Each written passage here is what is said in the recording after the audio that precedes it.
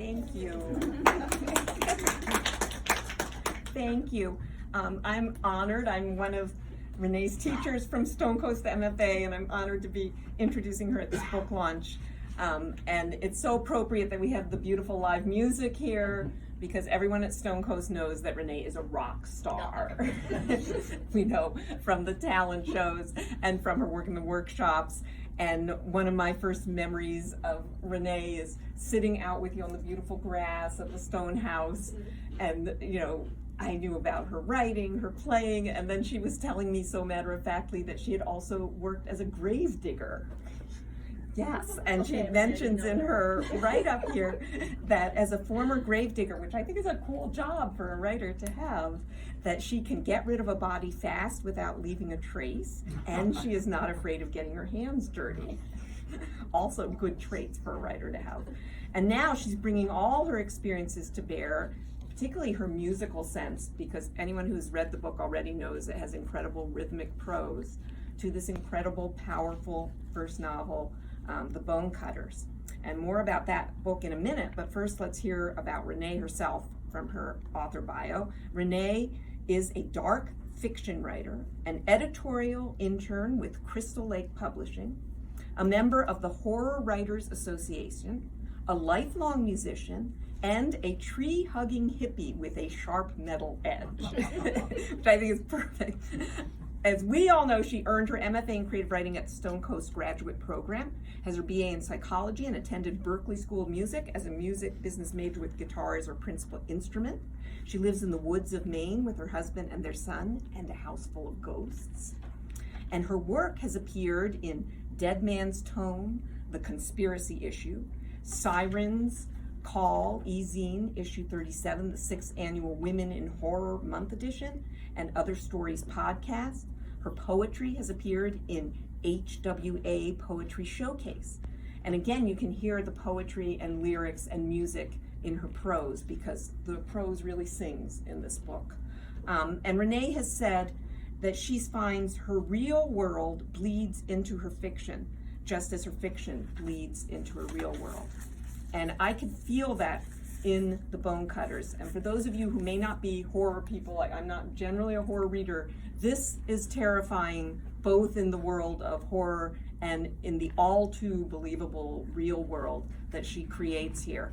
Because this takes place in, as Renee says, a dysfunctional psychiatric hospital where her indomitable heroine is drawn into the underworld of sort of the ultimate addiction. And I remember the first thing I saw of Renee's started with the main character on a ledge about to jump, and Renee put us right inside her skin. And she does that again in The Bone Cutters, where she creates a world featuring serpents with ADHD, or a man with eyes like black holes ready to transport me to other worlds, other dimensions. Readers, prepare for takeoff. Renee, in her vibrant work and her life, epitomizes one of my favorite lines of literary inspiration from the author Steve Almond. As Steve says, and Renee in this book shows us how it is done, race toward the darkness and shine. So, here's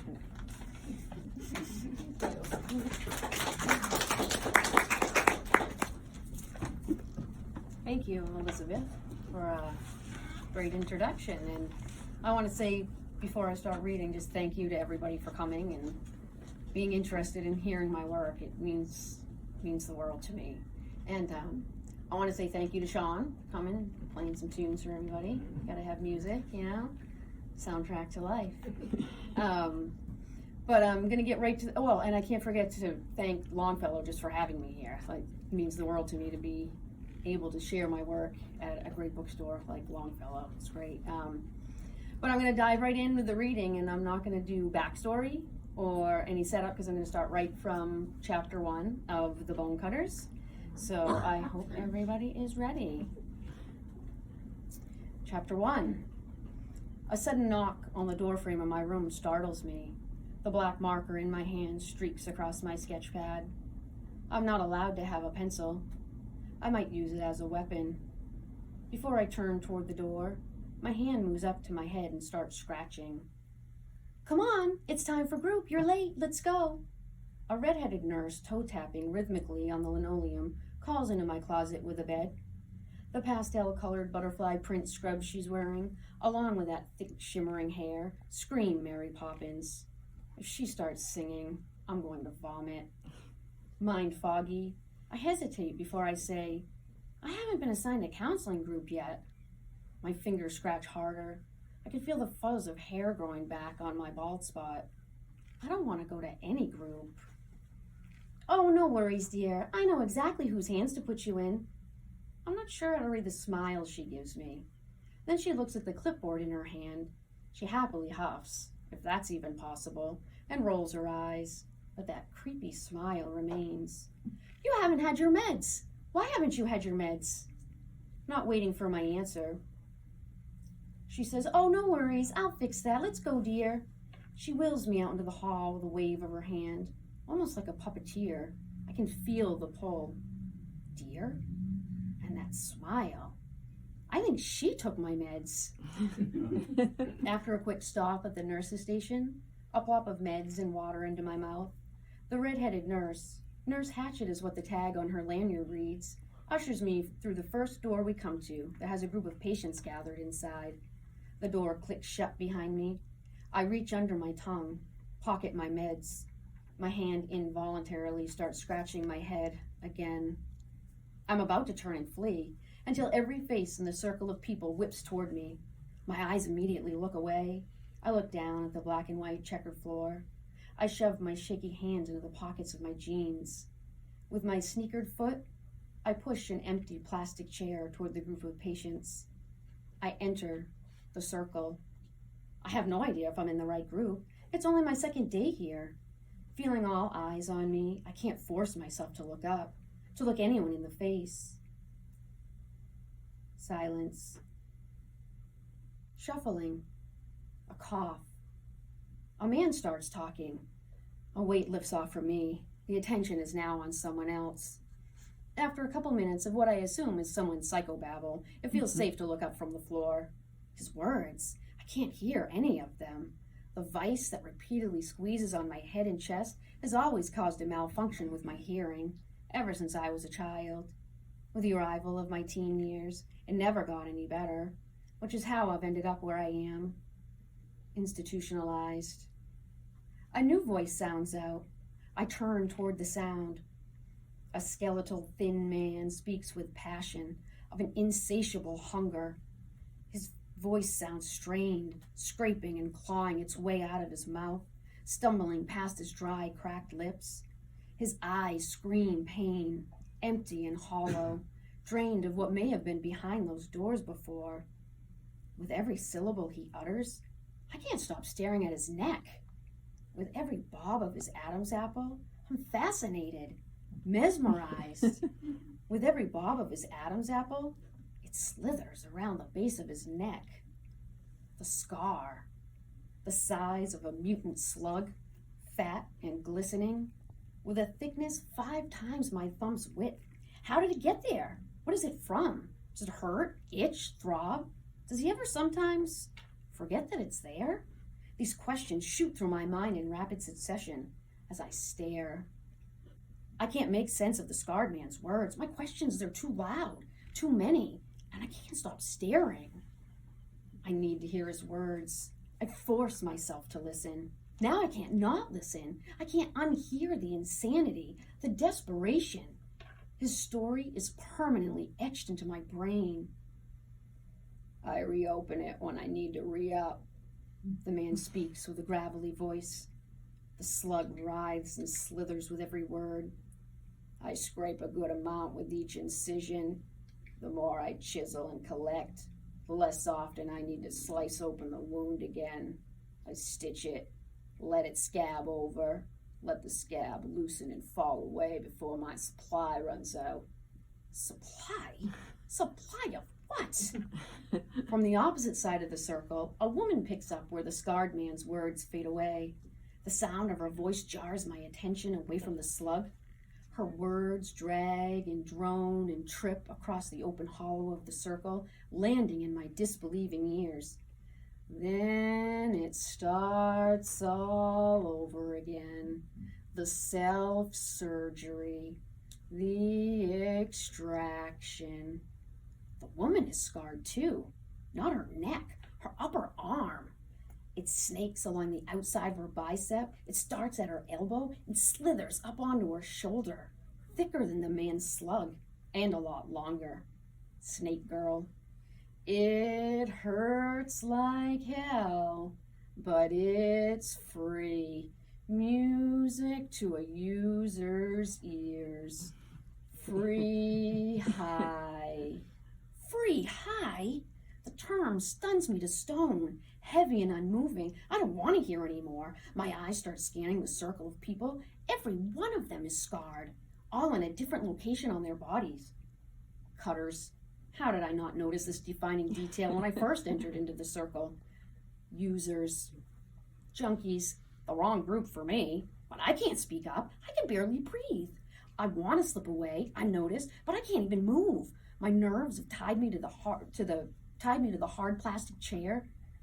A few moments pass, maybe many moments, I don't know. Someone is talking. My ears don't hear anything but my frantic garbled thoughts of how I can flee undetected.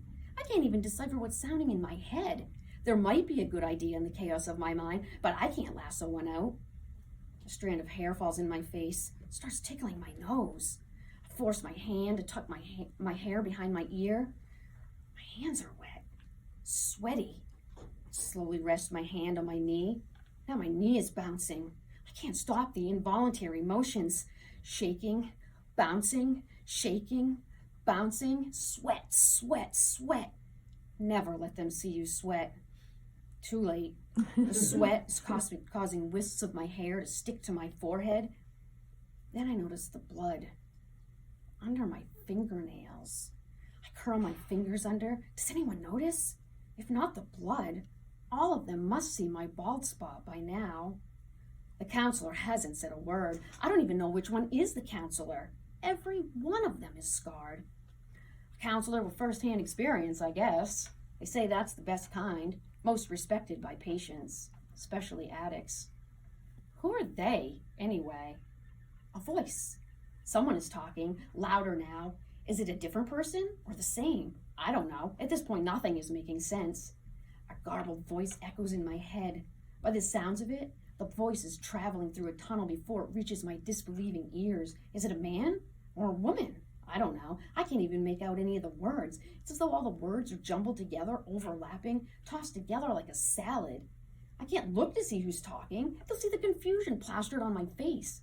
They'll know I don't belong. They'll think I'm judging them. Never judge. I don't know where they've traveled. Their shoes don't fit me. I can't focus on the voice anymore. It's too maddening. I stare, instead, at the scars, the slug, the snake. I can't take it anymore. If I can't make myself leave, I need to know. I don't want to know, but questions fly like hurricane winds out of my mouth before I can rein them back. The loud person is still talking when I blurt out, "You get high by carving into your own body? All of you?" I scan the circle, addressing the group.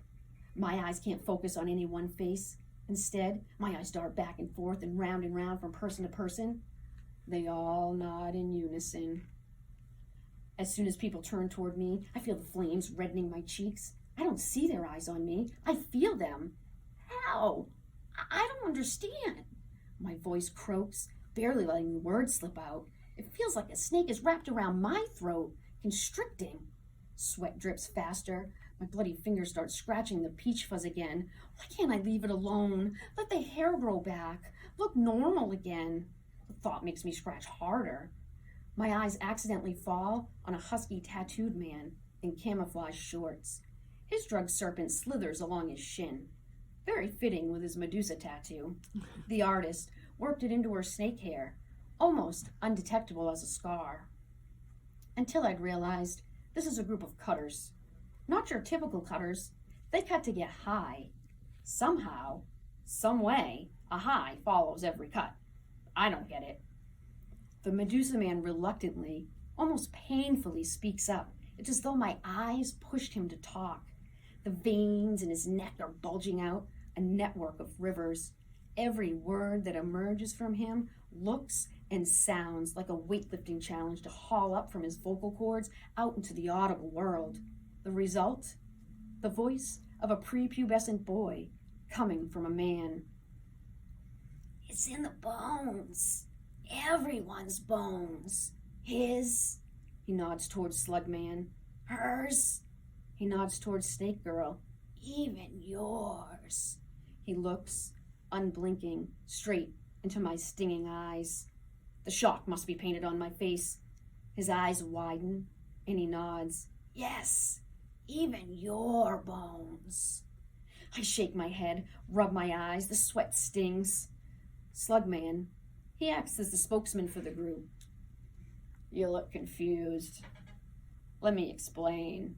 Once we slice ourselves open and get down to the bone, we chisel and scrape bone dust into little baggies, onto tin foil, whatever the choice. It's like heroin, but all natural. We can cook it and inject it. We can smoke it, snort it. Best of all, it's free. Best of all, I cringe. My stomach turns, my skin itches like spiders are crawling all over me. Scratching my head, my hair slicks back as though it hasn't been washed in days.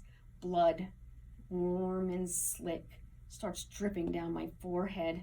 My knee starts bouncing faster. It won't stop. No judgment, no judgment, no judgment. Now it's time for my burning question. How the hell did all of you find out about this drug-like substance in our bones? Slugman speaks through his gap-toothed grin. From my work at the crematorium.